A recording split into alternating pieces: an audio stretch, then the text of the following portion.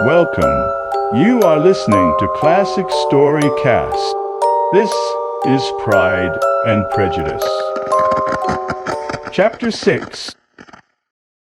The women from Longbourn soon visited the women at Netherfield. They returned the visit properly. Miss Bennet's friendly manners won over Mrs. Hurst and Miss Bingley.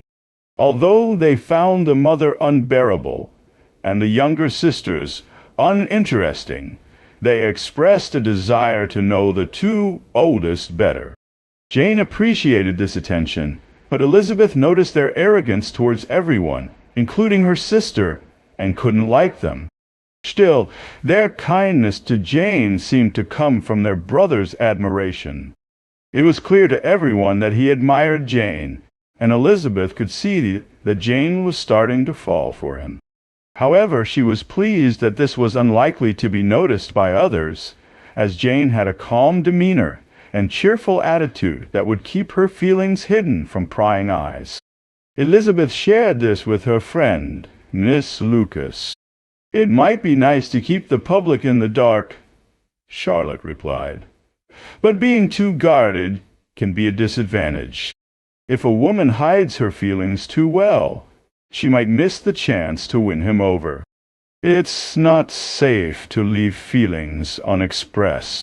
We can all start with a little liking, but few of us can truly love without encouragement.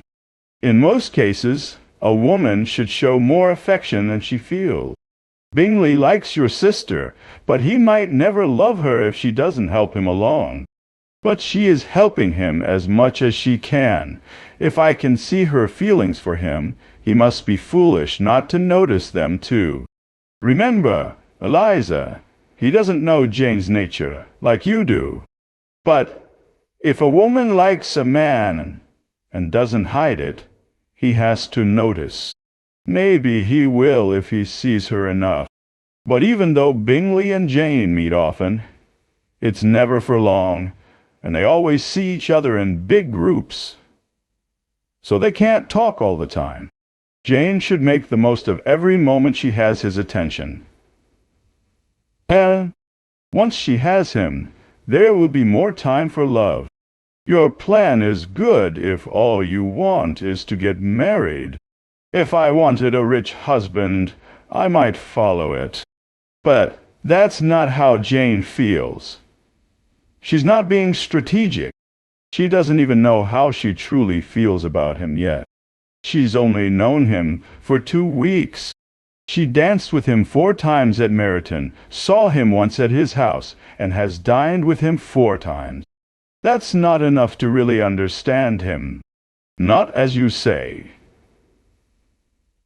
If she had only dined with him, she might only know if he eats well.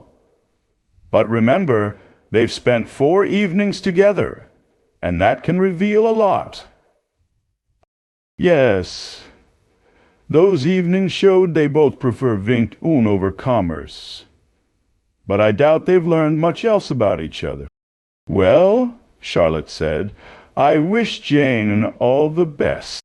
If she married him tomorrow, I think she'd have just as good a chance at happiness as if she studied his character for a year. Happiness in marriage is mostly luck. Even if they know each other well beforehand, it doesn't guarantee happiness. People often grow apart, and it's better not to know too much about the flaws of the person you'll spend your life with. You make me laugh, Charlotte. But that's not a good way to think. You know it's not right, and you wouldn't act that way yourself. While Elizabeth was focused on Mr. Bingley's attention to her sister, she didn't realize that she was also catching the interest of his friend, Mr. Darcy. At first he barely thought she was pretty, and only looked at her to judge.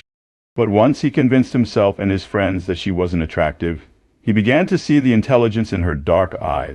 He also noticed that, despite some flaws in her appearance, her figure was pleasing, and he found her playful manners charming. She, however, saw him as someone who was agreeable nowhere, and who didn't think she was pretty enough to dance with. He wanted to know more about her, so he started paying attention to her conversations with others. This caught her attention at a gathering at Sir William Lucas's house. "What does Mr. Darcy mean by listening to my conversation with Colonel Forster?" Elizabeth asked Charlotte. "Only Mr. Darcy can answer that. But if he keeps it up, I'll let him know I see what he's doing. He has a very critical eye, and if I don't start being rude myself, I'll soon be afraid of him."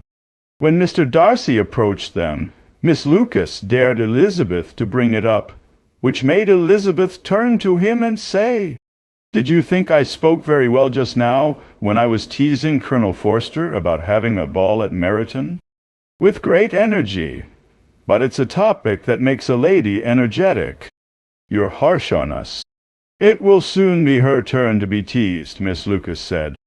"I'm going to play the piano, Eliza, and you know what comes next. You're a strange friend, always wanting me to perform in front of everyone. If I were vain about my music, you'd be invaluable.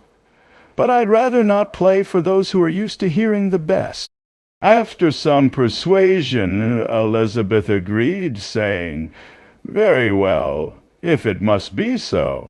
She glanced at Mr. Darcy and added, "There's an old saying, 'Keep your breath to cool your porridge.' I'll keep mine for my song."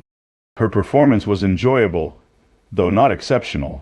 After a couple of songs, her sister Mary eagerly took over the piano. Mary, being the plain one in the family, had worked hard to gain skills, and was always eager to show off. Mary lacked talent and taste,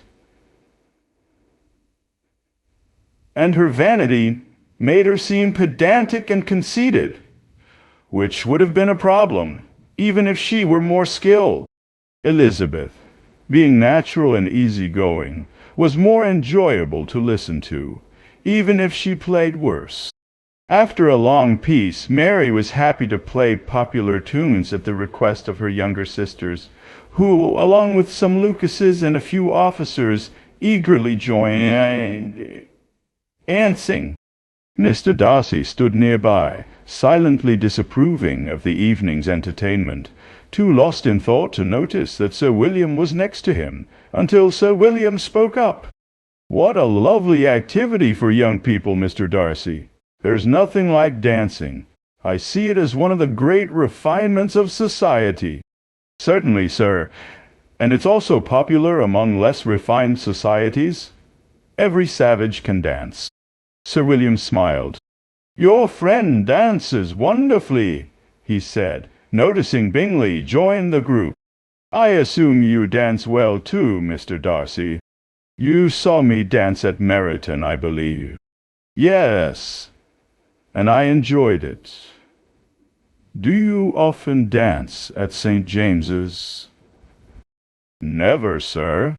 Don't you think it would be a nice compliment to the place?" "I don't pay compliments to any place if I can help it." "You have a house in town, I assume?" Mr. Darcy nodded. "I once thought about moving to town myself because I enjoyed good company, but I wasn't sure the London air would suit Lady Lucas." He paused, hoping for a response, but Mr. Darcy remained silent. Just then Elizabeth moved closer, and Sir William thought it would be gallant to call out to her, "My dear Miss Eliza, why aren't you dancing?" "Mr. Darcy, let me introduce you to this lovely young lady as a wonderful partner. You can't refuse to dance with such beauty before you." He took her hand, intending to give it to Mr. Darcy, who, though surprised, was willing to accept it. But Elizabeth quickly pulled back and said to Sir William, "Sir, I have no intention of dancing. Please don't think I came over here to ask for a partner." Mr. Darcy politely asked for the honor of her hand, but she refused.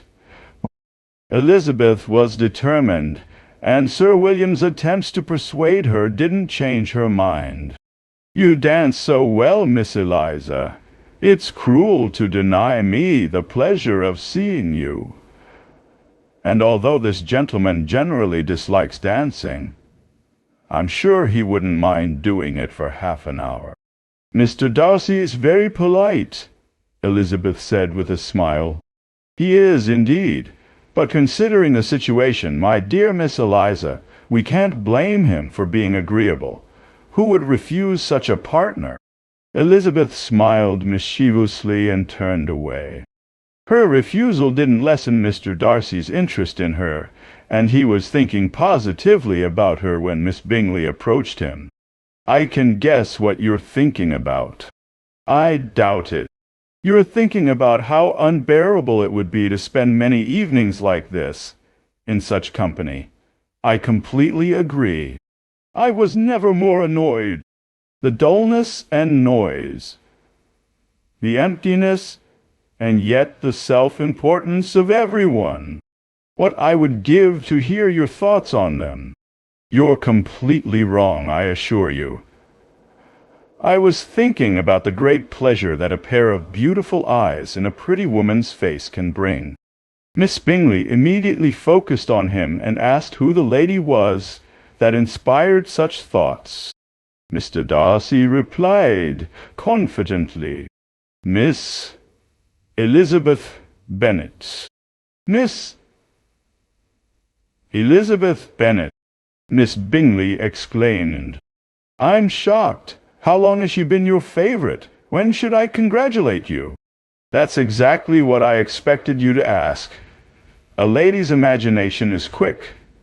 It jumps from admiration to love, then to marriage in an instant. I knew you'd be wishing me joy. If you're serious, I'll consider it settled. You'll have a charming mother-in-law, and of course, she'll always be at Pemberley with you." He listened to her with indifference while she entertained herself, and as his calmness reassured her, her witty remarks continued.